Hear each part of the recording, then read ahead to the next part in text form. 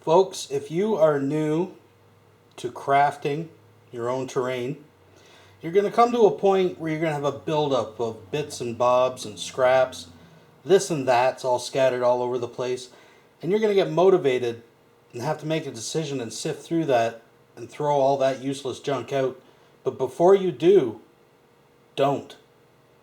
Try to build at least one more random thing with the scraps and the junk that you have left over before you have to start throwing stuff out. Because I'll tell you, some of the coolest terrain set pieces, the little things that I've whipped together, have been spur of the moment, completely out of scraps. Such was the case with these little stone skull, you can call them objective markers, terrain pieces, whatever you'd like. I was going through a bunch of my stuff. You see, I like to craft and I use foam, and I'm a lazy man's crafter. I don't have a lot of talent. There's definitely people on YouTube that can do a much better job than me. But trust me, what you're looking at is so simple. Your grandma could craft it. Nothing against grandmas. I'm just saying. The hardest part about this, the longest part about making these, is letting the glue dry. Okay? So, I had thrown these together and I threw a set of pictures up on the Tabletop Crafters Guild on Facebook, and it had an overwhelming positive response. I think in the last 24 hours I've got almost 400 positive responses on it. So I thought, what the heck, we'll do a sort of tutorial walkthrough on how I threw these together. Of course, you can tweak this, make it your own, do things better. I'm sure you can do a much better job than me. This was really easy and just thrown together. And this is actually so easy. I'm not going to do a traditional tutorial per se, where I actually build one from scratch and show you.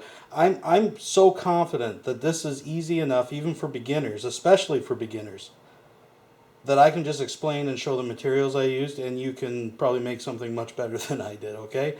So it all started, our story starts the other night, and I was going through my stuff, sifting through my bits and bobs, and I totally forgot that I bought a sack of skulls from the dollar store. Now these ones, I can't remember if they're the dollar store or if they were Michael's. But this is a perfect time to put them out because, or put this video out, sorry, because the stores are all starting to put their Halloween stuff and fall stuff out. So keep your eyes open. You can get these pretty cheap at the dollar store. And originally, I'm just going to pull the camera back for a sec. Why I had got them, sorry if this makes noise, because I had made kind of a makeshift initiative marker.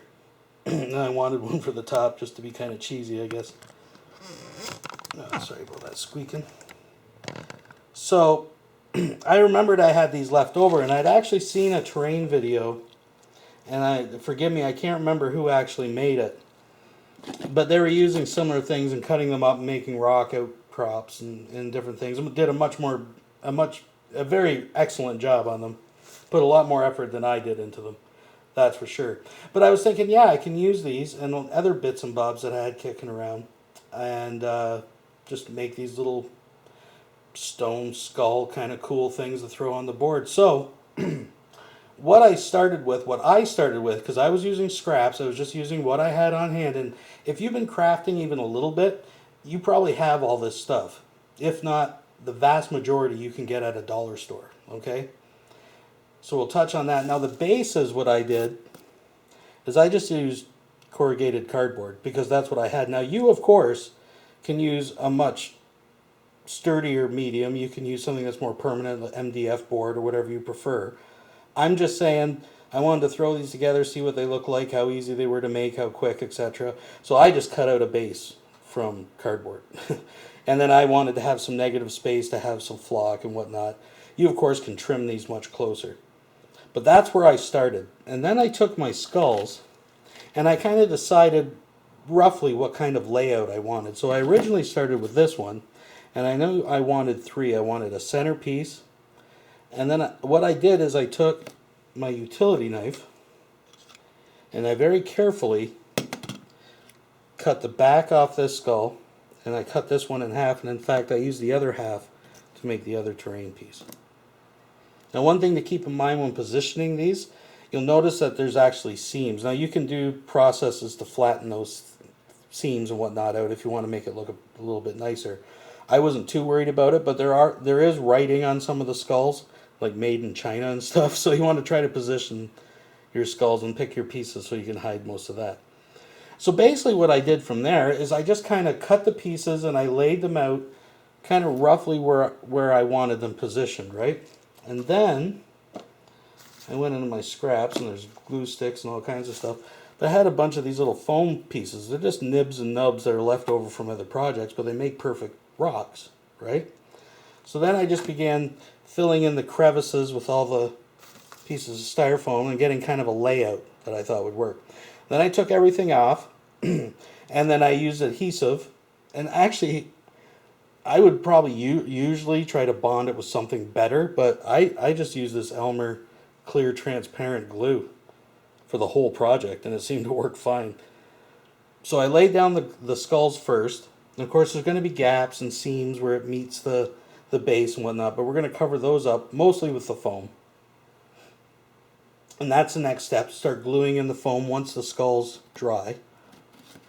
So I start positioning it, because I wanted to look like it was like ancient, that it fell, and maybe it was like within ruins, right? Maybe other smashed skulls, part of the statue, who knows.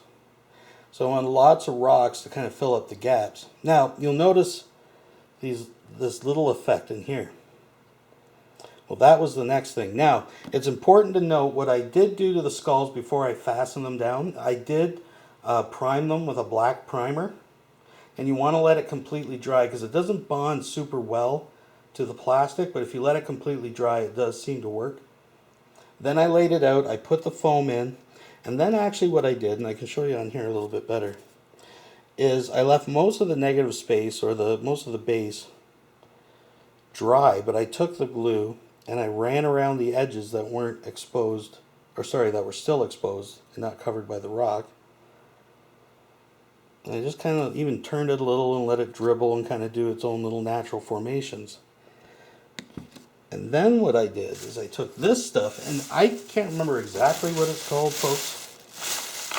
I think it's called like crafting sand, something like that. But it's basically this real fine, it's got the consistency of almost salt. I don't know if it's just colored plastic or what exactly it is. Almost like little stones. And I took that and I just sprinkled. I go with the dark color. But I just sprinkled it all through there and let it dry, because I wanted to look like a whole bunch of little rocks and whatnot. And that helps cover all these seams and gaps, right?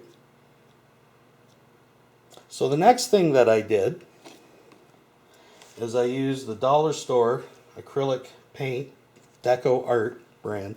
Now when you're buying dollar store paint, all I know is Deco Art, to me, is pretty much the same as what you buy at Walmart for $4.99, those little bottles of like Apple Barrel or whatever they're called. Now, you go to other dollar stores and different brands I've tried are complete junk. Like they go really chalky. These go a little chalky and gritty, but not as bad as the other ones. The other ones literally rub right off. These aren't that bad for terrain stuff. And all I did was, first I just mixed my own gray using the white and black. And what shade, I mean, I don't know exactly. Think dolphin gray and a few shades darker than that. And what I did, sorry, I'm going out of turn. I did black prime these. I actually covered the whole thing. Sorry, I'm jumping out of line here. First, with just a coating of the black acrylic paint. The base, everything, all the rocks, all the little play sand stuff that I put in there, the crafting sand. I covered everything black first and let it dry. Then I made the gray, a couple shades darker than dolphin gray. And I didn't dry brush it. I used a technique I think that's referred to as overbrushing or wet brushing sometimes. I'm not sure if there's a difference between those two techniques exactly, but basically like a dry brush. I wasn't basing it necessarily, but I was giving it a general coating of that gray. Now, because everything was black, I wanted some of the black to remain in some of the nooks and crannies of the rocks and down in between to keep it dark. But I used a pretty general amount, catching a lot of the highlights obviously, but covering the skulls themselves. I also did just the crafting sand as well, and I left the rest of the negative space black. Then what I did, and this is just a personal thing for me, I took burnt umber and hunter green, and I mixed the two together and got this really kind of disgusting brownish green mud color. And then I took that, and it was closer to a dry brush, maybe a little heavier than a dry brush, but not as heavy as the gray. And I actually hit all the rocks and the skulls as well, but I didn't hit the crafting sand. And I'll explain that in a second. But I hit that, and it actually subdued it and kind of toned it down because I wanted to give it some depth. And then finally what I did is I took that original gray, added more white to make it quite a bit lighter, and I just hit dry brush, really easy, all these little ridges around the eyes, the nose, the teeth, the cheeks, etc., right? And at that point, I did dry brush the, I guess the gravel, we'll call it. Sorry, folks, I'm talking off camera here. And I wanted it to stick out. I wanted it to pop a little bit more and give it some contrast. So that's why I didn't hit it with the brown and green, but I hit it with the two grays, especially the lighter gray. And then finally, I just hit all that negative space that was still black on the bases with more Elmer's glue, not a sponsor.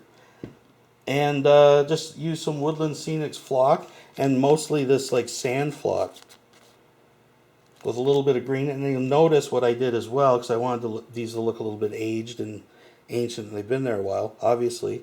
I just used a brush and put a little bit of that Elmer's glue on, and put some grass flock. Now a tip, and I'm just throwing it out there, you do whatever you like, but I kind of like to think about how the sun would be hitting these. So you'll notice that I put this moss effect kind of on the same sides of the skull, mostly. A little more in that eye for some variation. So it kind of looks like the sun's hitting it from a certain side and it's all growing. But I mean, you can do whatever you like. But basically, that's it. I mean, I hope I was clear. So basically, start with the base, whatever medium you'd like. Cut your skulls, position them out. Throw your foam bits in. Keep your foam bits. Base the skulls, prime them, tack them on, stick in all your foam, put down a little glue, do your sand if you want to use that. Hit it all with black, let it dry, then hit it with a dark gray, and just work your dry brush colors up. Just keep adding white. You can do the brown or different colors experiment. Maybe you want a totally different color rock. But that's all it is. And like I said, the most time invested, honestly, is just waiting for the stuff to dry. So let's just put a mini in there for scale purposes.